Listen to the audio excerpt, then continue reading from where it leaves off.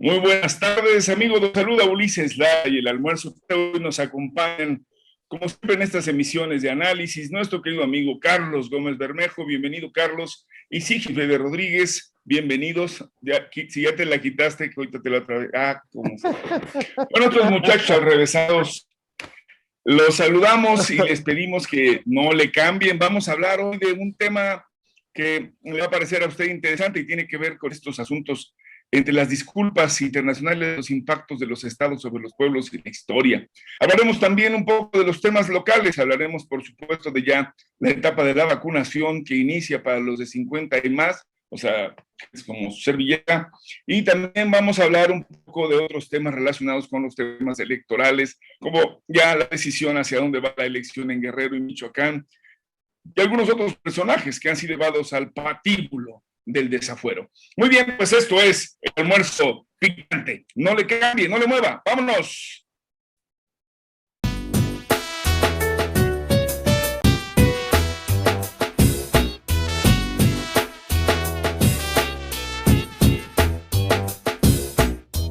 Bien, pues como lo hemos comentado, estamos arrancando con ustedes estos compañeros nuestros del almuerzo picante que van a discutir y platicar sobre temas importantes e interesantes.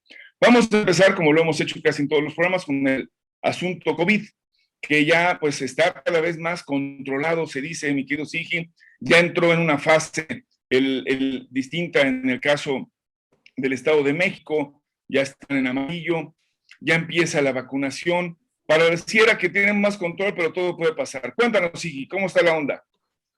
Doctor, muchísimas gracias. Qué honor estar con ustedes otra vez. Carlos, ¿cómo estás? ¿Qué tal? ¿Cómo pinta el fin de semana? Comenzando ya espumoso y helado, ¿verdad? Para quitarte el calor. Nosotros sufriendo con café. Qué barbaridad. De verdad que la vida no es justa, en serio. Pero Lo bueno, sé, felicidades, felicidades, compañero. Muchas gracias. Envidia de la buena. Vamos a ver rápidamente que tenemos una importante descarga o cargamentos que llegaron tanto al aeropuerto de Monterrey como el de la Ciudad de México, doctor Carlos, con primero 1 millón, casi 1,5 millones de vacunas de Pfizer. Habíamos comentado que por parte de COVAX. Y ese es el cargamento más grande que hemos recibido en México por esa vía. Ahora están llegando de lo que fue comprado y lo que Arturo Herrera, el secretario de Hacienda, tiene contabilizado en sus deberes, ¿no? O sea, es decir, en lo que se ha invertido para el caso. Llegó también de otros laboratorios la vacuna y bueno, tienes toda la razón. Estábamos con el problema, habíamos referido este gancho que se hizo, déjenme señalarlo para que quede más o menos visible. Den un segundo, por favor, en esta parte de aquí. Esta había sido el riesgo, pero había sido el riesgo, Ulises, en 16 estados, lo cual no estaba padre, no estaba bonito. Sin embargo, ahora ya estamos en solamente uno. Se quedó con ese gancho en ascendente solamente Quintana Roo y ha sido muy, muy leve.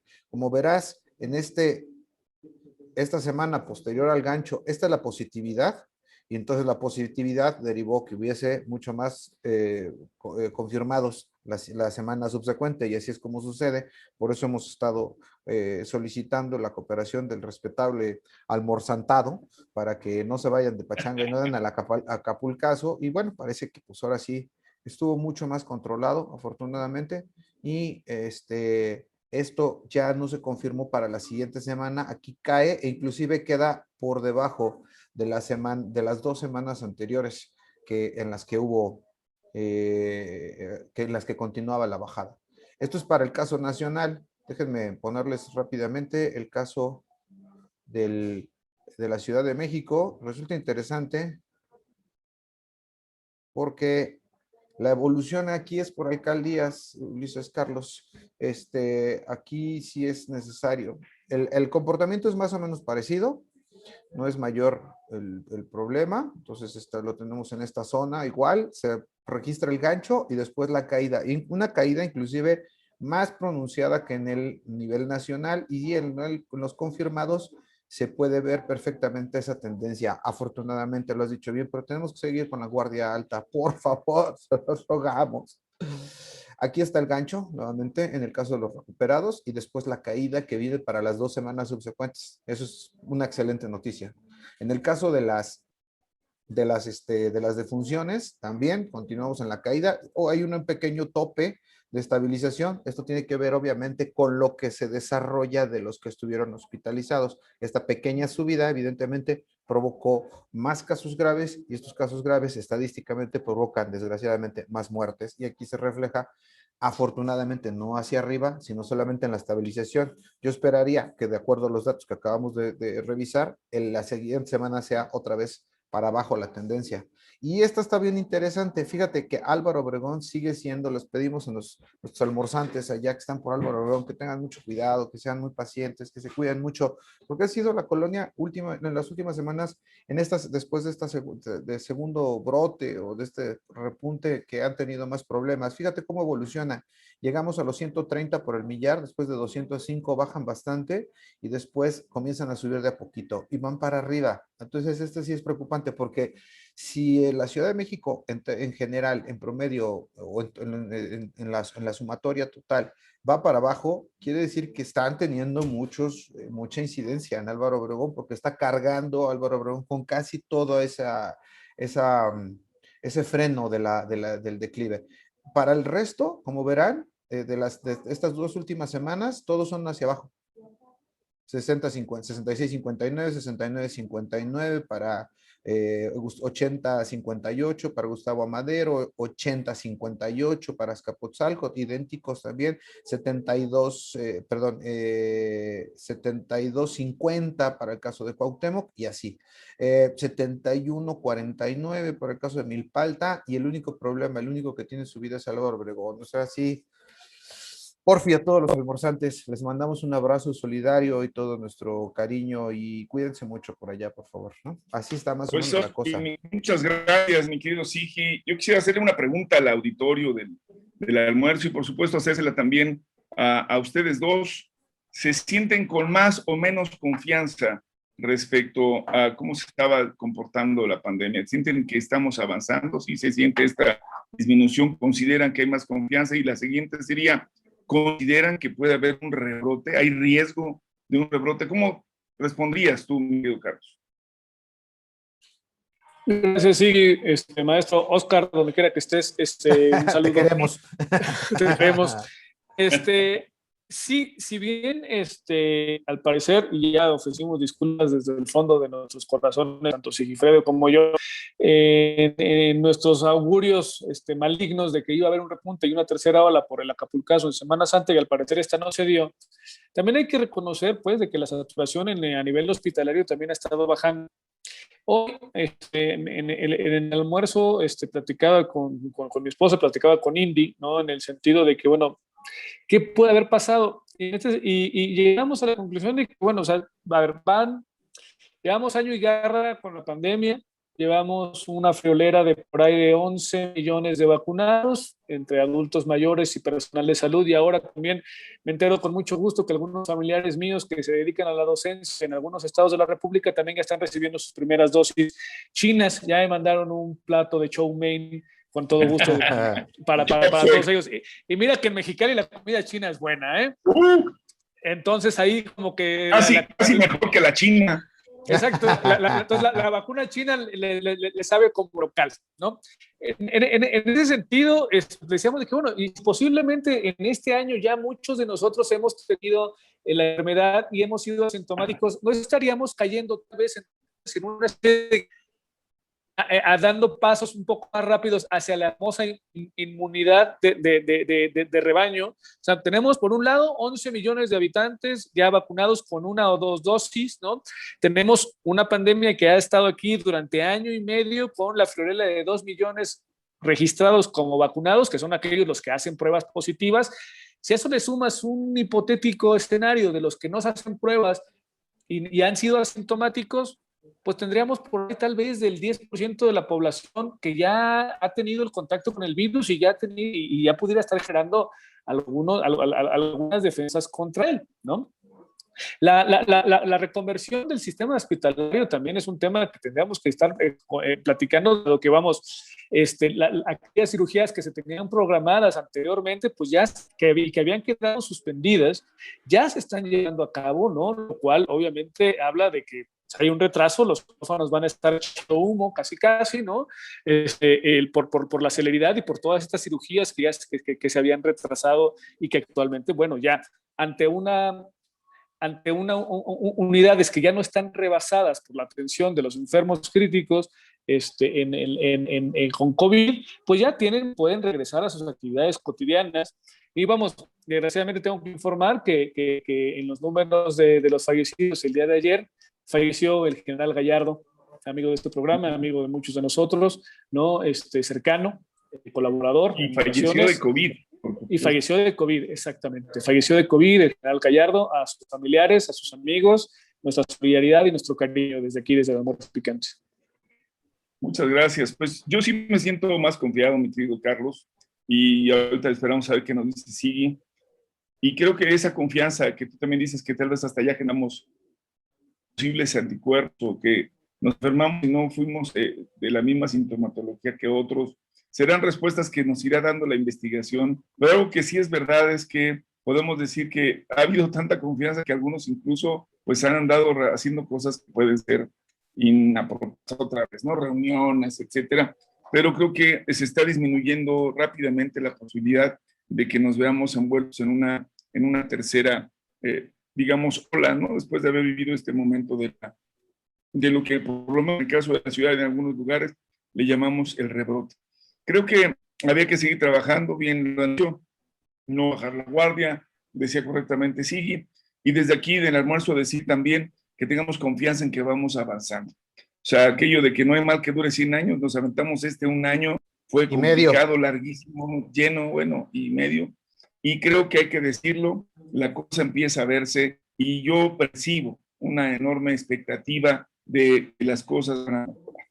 Bueno, pues si quisieras agregar algo, Sigui, yo te veo también muy tranquilo. No sé si ya llenaste el formulario. Si no tienes todavía la edad, te recomiendo que lo hagas, porque ya están haciendo el censo de todos. Sí, y algunos dicen que, aunque algunos no tienen la edad como tú, pero sí la cara del desgaste de los 50 años. Ustedes son fanáticos de Durán Durán y de Billy Joel. Me formo como los ya.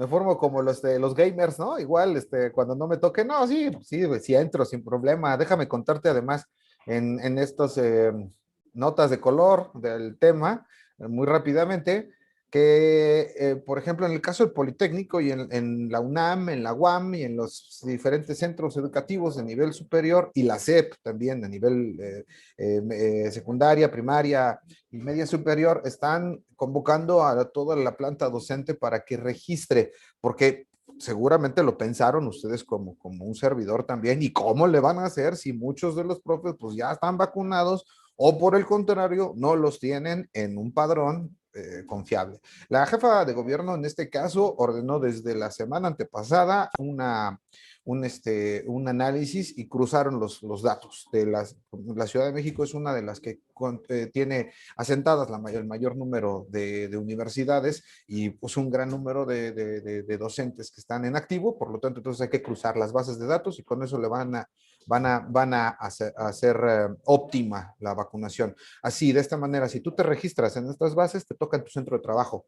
Si no te registras en estas bases, pues te toca por tu zona de vivienda. Esa es una. La otra es, bueno, pues... O sea, tú ya no te registraste por vivienda, sino por maestro. Yo me registré por las dos. Es que tiene... Nada más que voy a salir en... ¿4 vacunas? No, voy a salir en una nada más, en una lista nada más. O sea, las autoridades van a ser infiltrados, señor. Sí, no las vas autoridades... a salir en ninguna. Listo.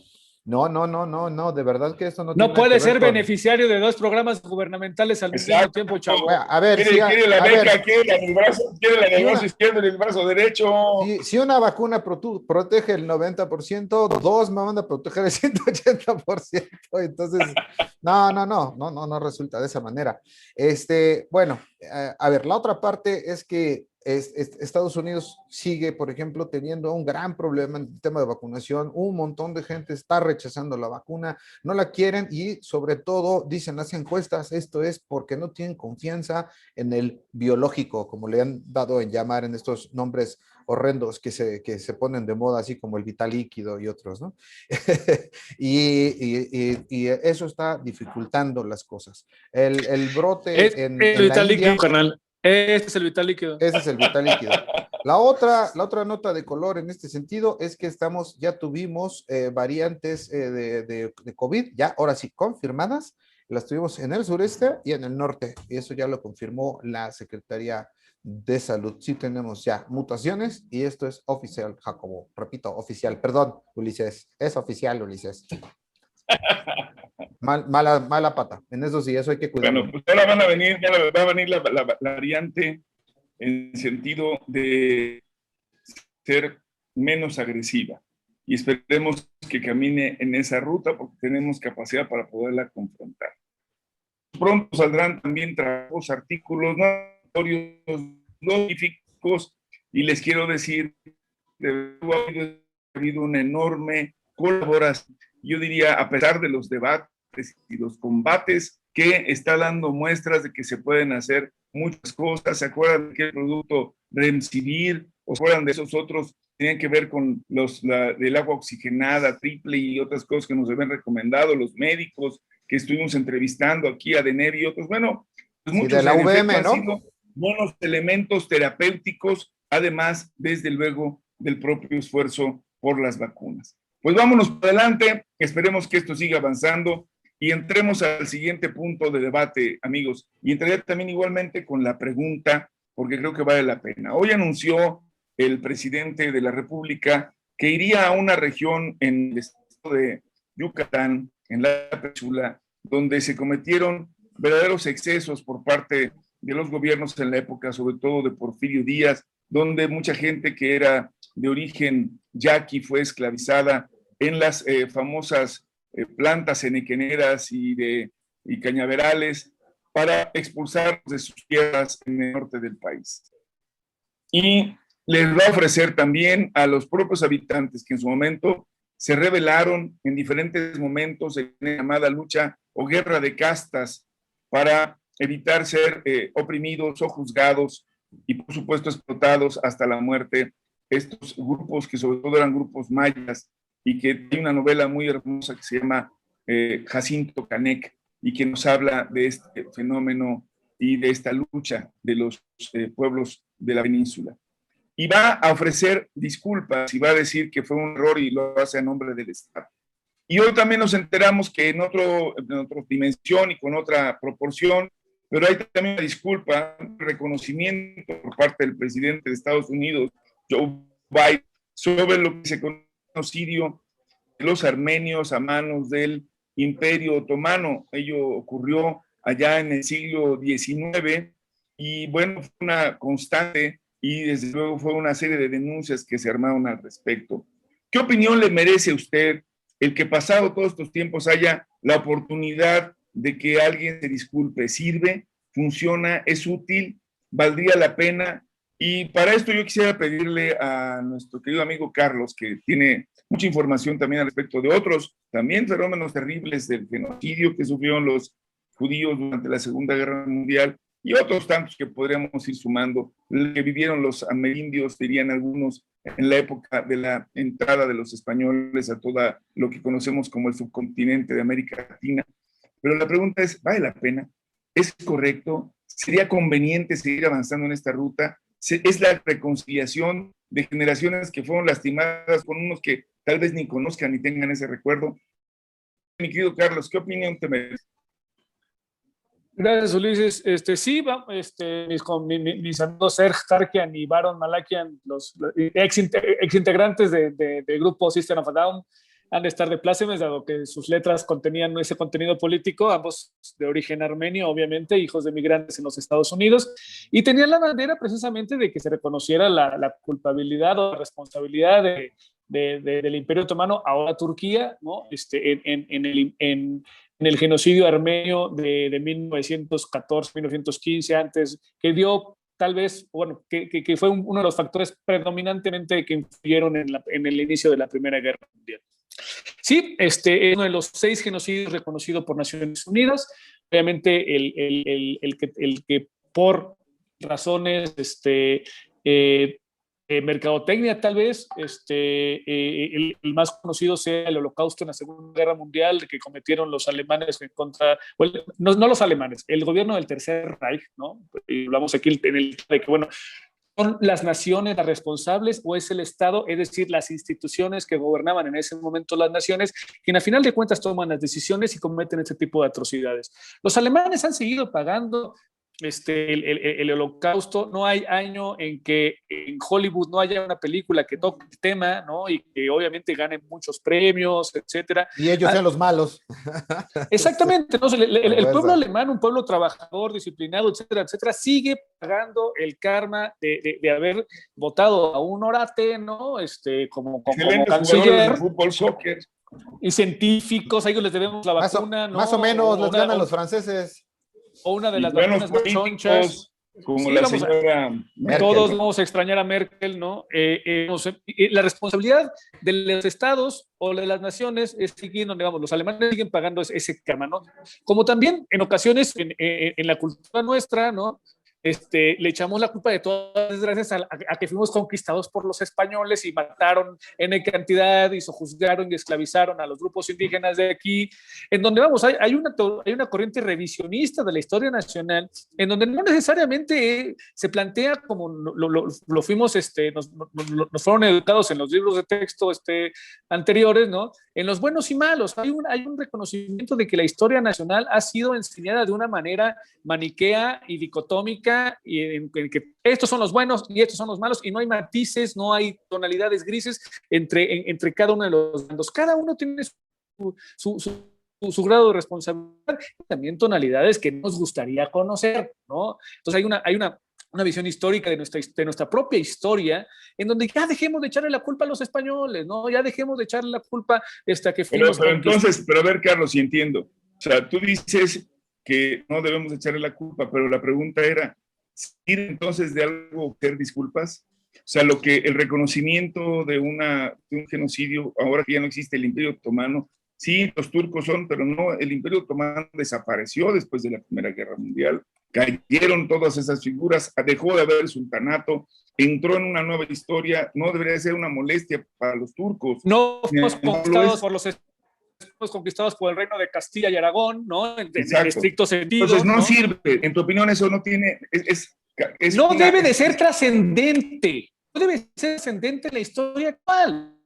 Vamos, o sea, a final de cuentas seguimos siendo un país de mestizaje. Vamos, todas las culturas se han entremezclado en Europa, en todos lados. O sea, el tener la suerte o el destino de haber nacido en unas coordenadas geográficas o en otras, no te hace distinto como ser humano en ese sentido, ¿no? Y son los estados o son las autoridades a turno quienes toman la decisión. Pero Carlos, entonces Daron Malakian y Ser Tankian no tendrían... Perdón, adelante. Permíteme un momentito, dale. Vamos a entrar a un corte. Yo te voy a pedir que tomes la palabra enseguida.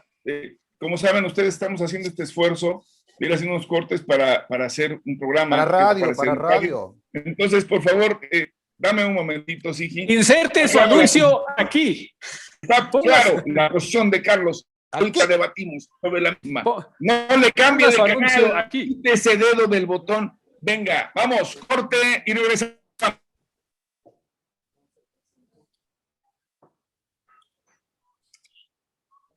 Muy bien, pues ya estamos de regreso y le vamos a pedir ahora sí a nuestro querido Sigi, ya escucharon ustedes la perorata de Carlos al respecto. ¿Qué dices tú, mi querido Sigi? Que fue un tanto contradictorio, doctor, definitivamente, porque por un lado dice que hay que felicitar. Como suelo serlo.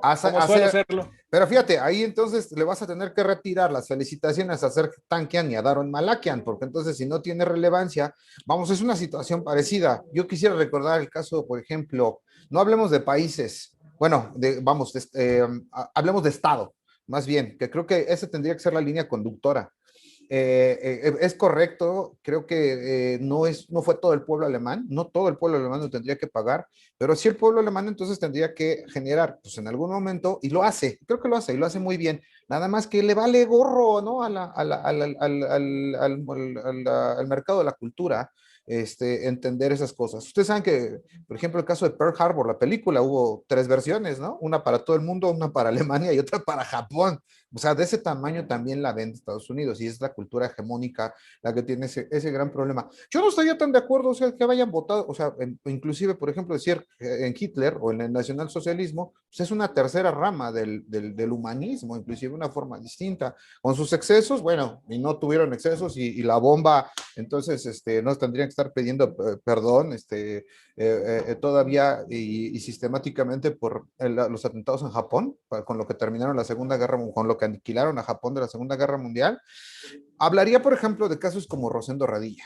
Rosendo Radilla es un desaparecido político y lo desaparece el ejército. Y yo quisiera ponerlo, pues, en el nivel del pueblo maya y en el sentido de que se le está pidiendo perdón por las atrocidades que cometieron en la guerra de castas contra ellos. Fue un tema político, fue un tema de discriminación, fue un tema de una clase hegemónica inclusive de una raza, ¿no? O sea, si eran los terratenientes que impulsaron la guerra de castas en Yucatán, pues, Quintana Roo, toda la zona, si eran gente de otro color, o sea, sí fue una división.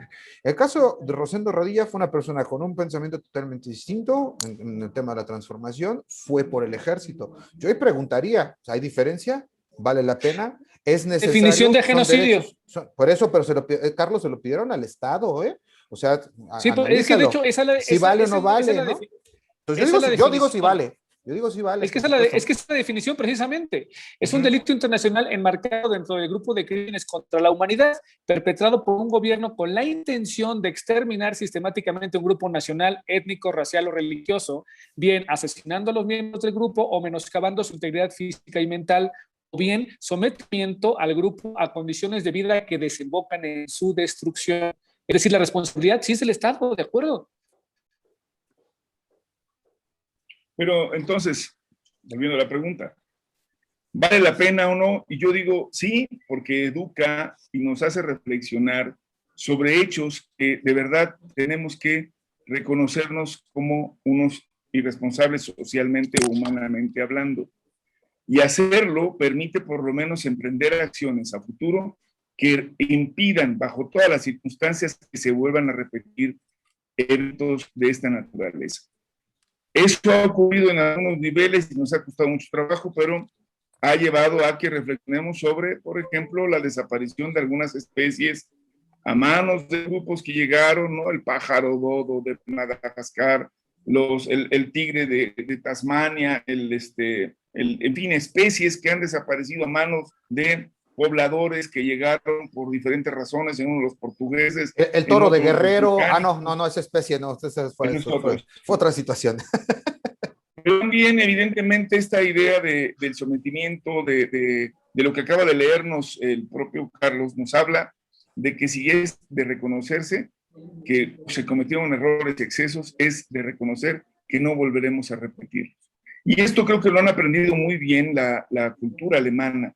El pueblo alemán tiene una profunda reflexión y eso ha sido resultado de no olvidar, no meterlo al cajón de las cosas que no debieron haber pasado y voltear la cara, porque eso puede llevar a que se repita, sino a decírtelo, ahí está, es algo que hicimos, no estuvo bien, no volvamos a caer en ese tipo de situaciones. Creo que vale la pena hacer la reflexión. Creo que también en algunos casos diríamos, se han cometido en algunos, no sé si excesos, pero lo voy a decir, se han llevado a niveles hasta de ridiculización, o se ha llevado a formas de, no, para ver, si el reino fue, y decías bien, Carlos, fue el reino de Castilla, son los mismos herederos o los actuales reyes de esa monarquía, en términos estrictos, sí, ellos son, no hubo ningún cambio, cambiaron los nombres y otras, pero la pregunta sería, ¿vale la pena? Y yo digo, vale la pena en un sentido de aprendizaje social. que tendríamos que estarnos imaginando siempre.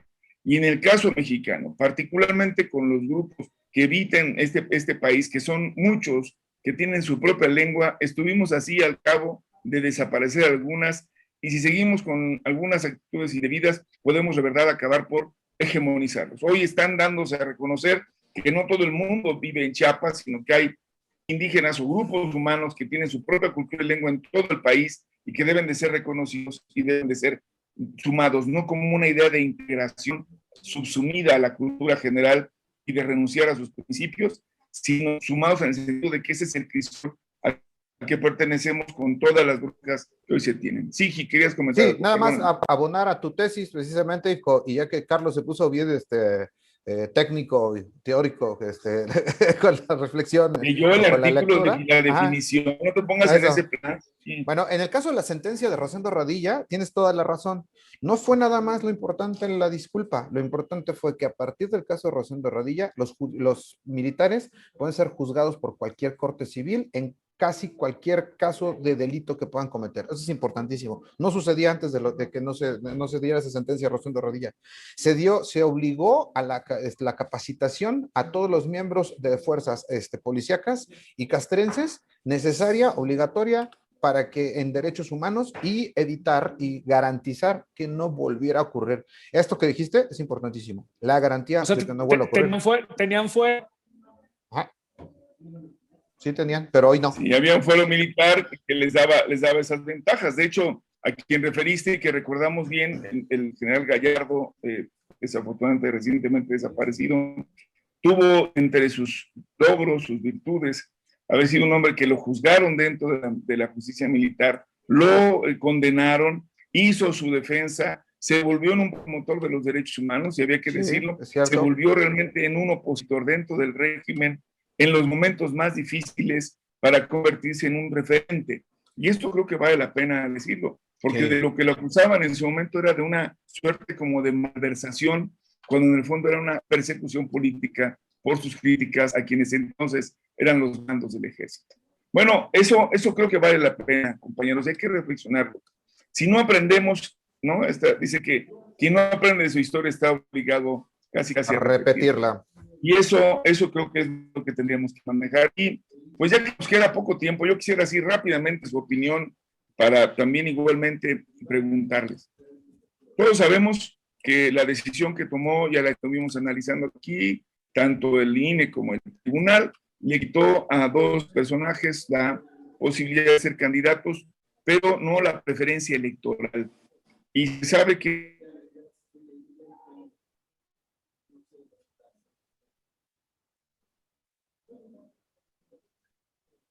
se va a poner color de hormiga la cosa en Michoacán. Bueno, en Michoacán cualquiera podría ganarlo.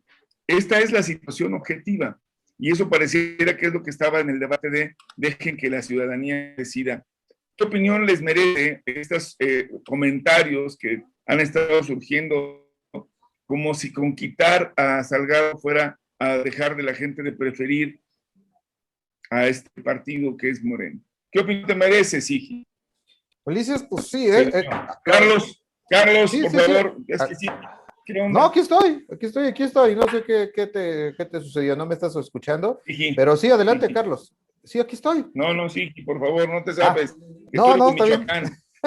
Está bien. En Michoacán, ahí va, empezamos entonces, por orden. Michoacán, muy rápidamente, es un maestro del mismo gremio que el maestro Morón. No hay diferencia, se cambian las cosas. El caso de Guerrero está más cuchi porque ahí tenemos a dos candidatas.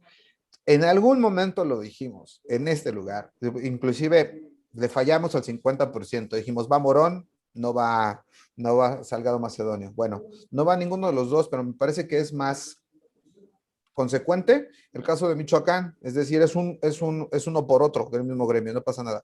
En Michoacán, en Guerrero, una mujer, necesariamente sea la hija y creo que eso es importante también resaltar, sea la hija de Salgado Macedonio, que no le va a gustar mucho a la oposición, creo que van a hacer un berrinche y van a hacer una crítica bastante aguda, supongo, y Néstor Salgado, que son las que van a aparecer. Por ahí Beatriz Mujica está levantando la mano.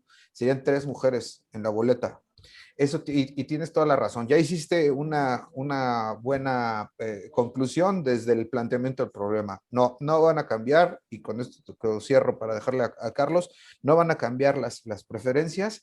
De hecho, yo creo que abonó el TRIFE y el INE a que vaya a ser más elevada la votación a favor de Morena en estos dos la tendencia. estados. Es correcto, eso creo. Adelante, Carlos, tienes 2 minutos.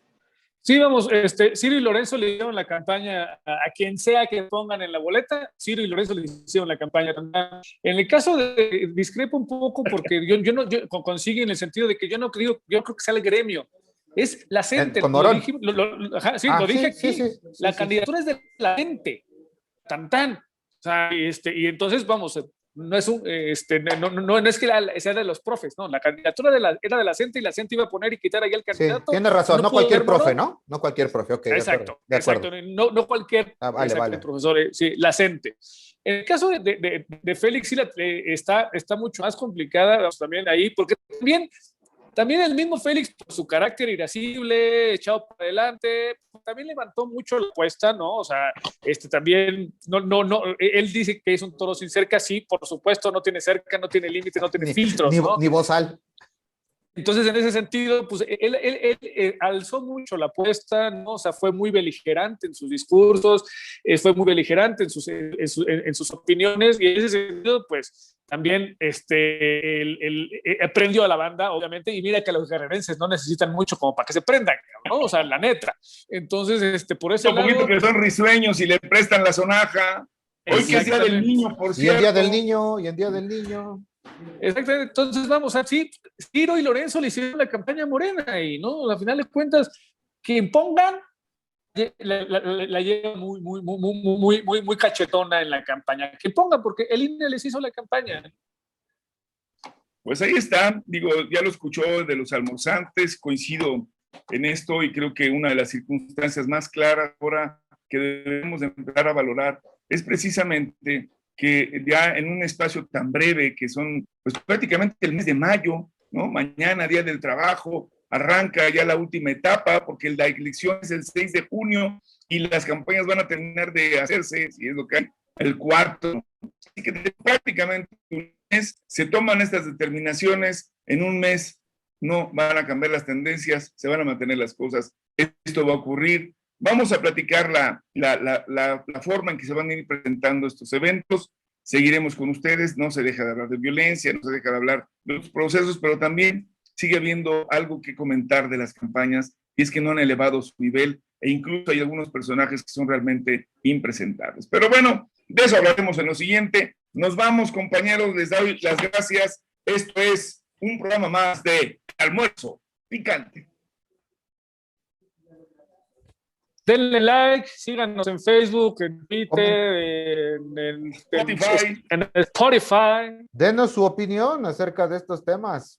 Opine. Y colabore. Con nosotros. Muchas gracias. Mándenos videos, denuncias. Bienvenidas todas. Cuídense. Bonito fin de semana.